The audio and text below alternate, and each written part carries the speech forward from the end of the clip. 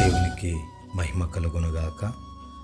ఈ దినం దేవుని వాక్యం, నిశ్చయముగా నీవు నీ చేతుల కష్టార్జితము అనుభవించదము.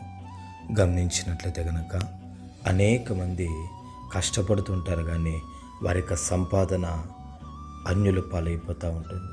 అనేక మంది కష్టపడుతుంటారు, కానీ వారు సంపాదించినటువంటి సంపాదన వారు తృప్తిగా తినలేకపోతారు, అన్యుల పాలైపోతూ ఉంటుంది.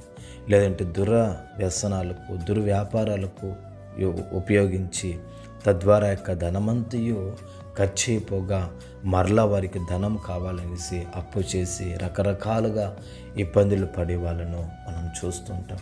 అయితే గమనించండి ప్రేమైన దేవుని జనాంగమా, అయితే నీకు నాకు దేవుడు సెలవిస్తున్నది ఏమనంటే, నీ యొక్క చేతుల కష్టార్జితాన్ని నువ్వు తింటావు అనేసి దేవుడు సెలవిస్తున్నాడు. అనేకులకు అటువంటి భాగ్యం ఉండకపోవచ్చు, అయితే ప్రభువు సెలవిస్తున్నాడు, నీ చేతుల కష్టార్జితాన్ని నీవు నిశ్చయముగా అనుభవిస్తావనేసి దేవుడు సెలవిస్తున్నాడు. కాబట్టి గమనించండి, నీ చేతుల కష్టార్జితాన్ని నీవు అనుభవించాలంటే నీవు ఆయన యందు భయభక్తులు కలిగి ఆయన మార్గంలో నడుచుకుంటూ ఆయన ఆజ్ఞలను పాటించే వ్యక్తిగా నువ్వు ఉన్నట్లయితే గనక నిజముగా నీ చేతుల కష్టార్జితాన్ని నీవు అనుభవిస్తావు.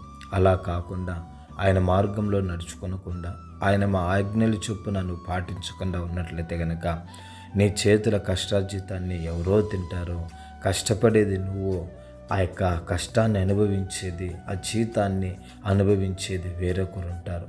అటువంటి క్రియలు మన జీవితంలో జరగకుండునగాక. దేవాతి దేవుడు నిశ్చయముగా మన యొక్క చేతుల కష్టార్జితాన్ని మనమే తిన్నట్లుగా దేవుడు అటువంటి కృపను ప్రతి బిడ్డకు కూడా నిశ్చయముగా అనుగ్రహించునుగాక. పరిశుద్ధుడా యేసయ్యా, మీకు స్తోత్రములు చెల్లిస్తున్నాం నాయన. ఈ ఉదయకాల సమయంలో నాయన మా చేతుల కష్టార్జితాన్ని మేము తింటాము అనేసి లేఖనం చెప్తా ఉంది.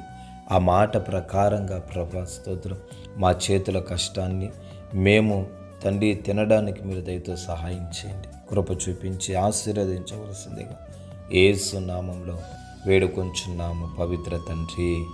ఆమేన్, ఆమేన్.